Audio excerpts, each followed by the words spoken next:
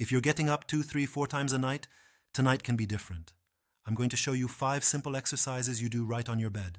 And these are not the same exercises you've seen before. No calf raises, no legs on the wall. If you've tried those and you're still waking up, it's because there's a deeper layer your body needs. And these 5 movements hit exactly that. Here's what's actually happening. During the day, fluid collects in your legs. At night when you lie down, that fluid rushes back to your kidneys and fills your bladder. That's one problem, but there's a second one most people miss. Your pelvic floor, the muscle that controls your bladder, gets tight and overactive with age. It starts sending false signals even when your bladder is only half full. These 5 exercises fix both problems. They drain the fluid while you're still awake, and they calm down that overactive muscle. Do these tonight and tell me in the comments. Tomorrow morning, how many times you got up? I want to see your numbers. Let's exercise number 5 start with exercise number 5. Exercise number 5, the warm-up flush. We're starting with a self-massage, but not the one you've seen before. We're not touching the calves. We're going higher to the inner thigh. Your inner thighs, the muscles doctors call the adductors, sit right on top of some of the largest lymphatic and venous channels in your body. Think of these channels as highways that carry fluid from your legs back to your core. When this area is tight or congested, and it usually is if you sit for long periods, fluid gets bottlenecked. Your calves may be clear, but everything gets stuck on the way up. This massage opens the highway before we start pumping. Here's what to do. Sit on your bed or in a chair. Cross one ankle over the opposite knee so your inner thigh is exposed and relaxed. Use both palms, flat hands, not fingertips, and press firmly into the inner thigh, starting just above the knee. Now glide your hands upward toward your groin in one long, steady stroke. Firm pressure, not painful, but you should feel the tissue moving under your hands. Do 6 to 8 passes on one leg, then switch. After the long strokes, use your thumbs or knuckles to make small, slow circles along that same inner thigh line. Spend extra time on any spots that feel tight or tender. 10 to 15 seconds per spot is enough. 2 important rules. First, always go upward from knee toward body. Never push downward. You're directing fluid toward your lymph nodes, not away from them. Second, don't rush this. Slow, steady pressure is what moves deep fluid. Quick rubbing only affects the skin surface. When you finish both legs, you may feel warmth spreading through your thighs. That's circulation opening up. Good. The highways are clear. Now we start moving. Exercise number 4, ankle circles and toe pumps. Now that the pathways are open, we're going to start pumping from the bottom up. Everyone talks about the calf muscle as the pump that pushes fluid out of your legs. And it is important. But there's another pump below it that most people completely ignore. The venous pump in your foot. Every time you flex and rotate your foot, you activate a network of small veins in the sole of your foot and around your ankle that pushes blood upward. It's like stepping on a sponge over and over. Each squeeze sends fluid toward your heart. Sit comfortably with your back supported. Lift one foot slightly off the floor. Now make slow, wide circles with that ankle. 5 circles to the right, then 5 circles to the left. Make them as big and smooth as you can, then switch sides and do the same with the other foot. You should feel the ankle joint loosening and a gentle activation through the shin and calf. Now switch to toe pumps. Point your toes away from you like you're pressing a gas pedal. Then pull them back toward your shins as far as you can. Hold each position for 1 second. Do 15 of these. You should feel a gentle pulling along the back of your lower leg. The common mistake here is making the circles too small and too fast. Slow, wide, deliberate. That's what opens the valves and moves the most fluid. If your ankles crack or feel stiff at first, that's normal. They'll loosen up after the first few circles. Good. Your feet and ankles are now actively pumping. Let's move up the chain. Exercise number 3.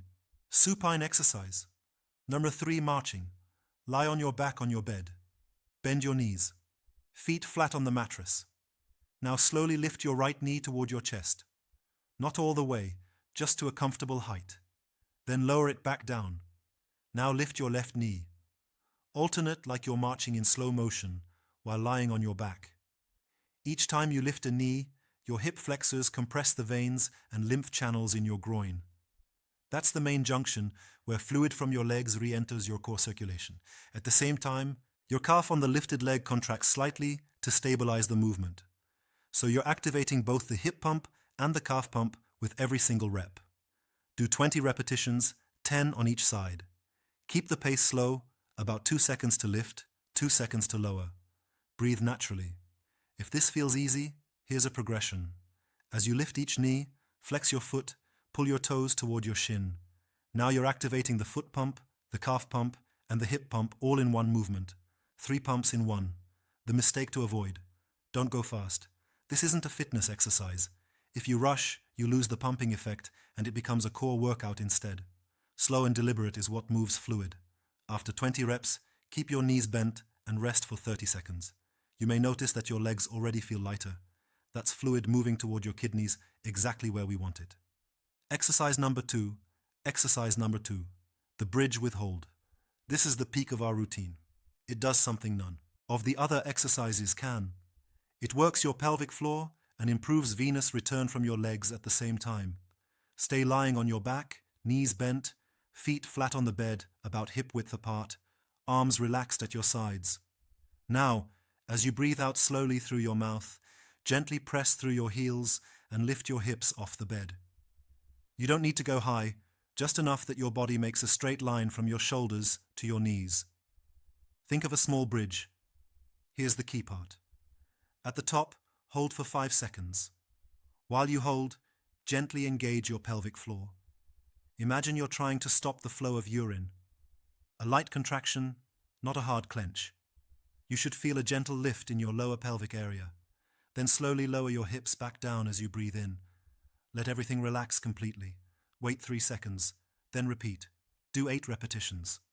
Let me explain why this is so effective. When your hips are elevated, gravity helps drain fluid from your legs toward your torso. Similar to leg elevation, but with an added benefit. Your glute muscles and hamstrings are actively contracting, which squeezes the large veins in your thighs and pelvis and pushes blood upward even more efficiently than gravity alone. At the same time, holding the pelvic floor contraction at the top teaches that muscle to work properly. For many people over 60, the pelvic floor becomes either too weak or too tight, and both cause bladder problems. The bridge teaches the muscle to activate and then fully release. This contract and release cycle is what restores healthy bladder control. 2 mistakes to avoid. First, don't hold your breath. Breathe out as you lift.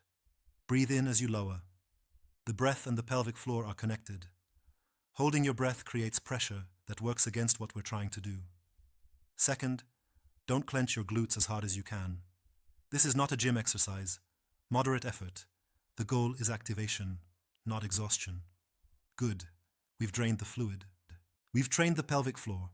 Now it's time to calm everything down. An exercise number. Exercise number 1-1, the most important one. I call it the bladder calmer. This is not just another breathing exercise. This is a specific technique that targets the connection between your diaphragm and your pelvic floor.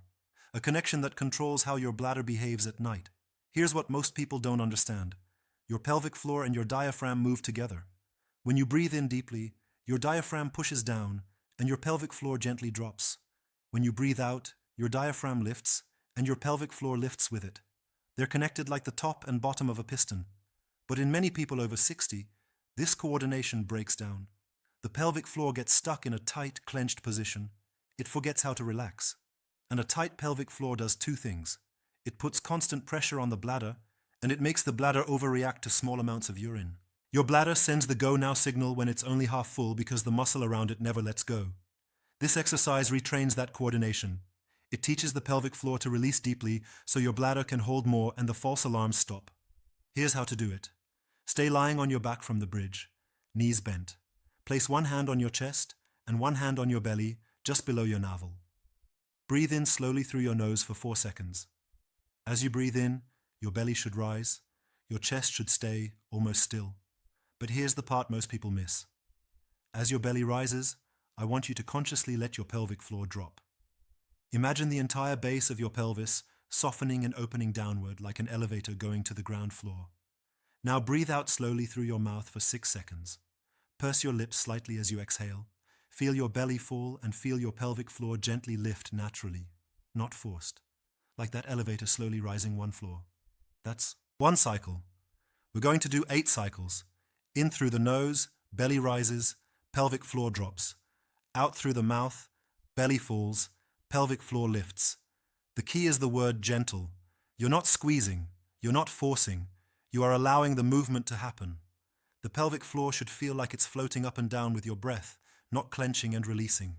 After 8 cycles, stay lying down for a minute. Keep breathing naturally. Most people feel a sense of deep relaxation in their lower abdomen, a feeling of everything softening and letting go. Some people tell me it's the first time they've felt their pelvic floor actually relax. This is the exercise I want you to do every single night right before you close your eyes. It takes less than 2 minutes, and over 1 to 2 weeks, it retrains your bladder's sensitivity. The false alarms get quieter, the gaps between trips to the bathroom get longer, and your sleep gets deeper. One note, this is different from the 478 breathing technique you may have seen. That technique is designed to help you fall asleep. This one is specifically designed to release your pelvic floor. The counting is different, the focus is different, the purpose is different. Both are valuable, but this one targets the bladder directly. All your full routine. Timing. Right? Here's your routine. And timing matters, so pay attention. The first 4 exercises, the massage, the ankle circles, the marching, and the bridge. Do these about 60 to 90 minutes before bed. Not 5 minutes before, not right at bedtime. You need that window because after these 4 exercises, your body will have moved a lot of fluid back into your system. You need time for your kidneys to process it. So, here's the order. About 90 minutes before bed, inner thigh massage. 2 minutes, opens the pathways. Ankle circles and toe pumps. 1 minute, start pumping from the bottom. Supine marching. 2 minutes, pump from the whole leg. Bridge with hold. 2 minutes. Drain and activate the pelvic floor. That's about 7 minutes of work. After that, go about your evening. Read, watch television, talk with your family. Your kidneys are doing their job in the background. Then, and this is important, go to the bathroom before bed. And a quick reminder for those of you who've been watching this channel for a while, I always recommend sitting 2 bonus fixes down on the toilet for this, even for men. There's no shame in it. Sitting naturally relaxes your pelvic floor, and that's exactly what we need after the work we just did. When the pelvic floor is relaxed, your bladder can empty more completely. And use the double voiding technique. Go once, stay seated, wait 20 to 30 seconds, lean forward slightly, then try again. You'll almost always find there's a little more. Those extra ounces are exactly the ones that would have woken you up at 2 lag a.m. Get them out now on your schedule. Now the bladder calmer, this one is different. This is the only exercise you do right before sleep. After you've used the bathroom, get into bed, get comfortable, and do your 8 breathing cycles right there. This is your last thing before you close your eyes. And honestly, some people tell me they don't even make it through all 8 cycles. They fall asleep somewhere around the 5th or 6th breath. And I always tell them, that might be the best compliment this exercise has ever received.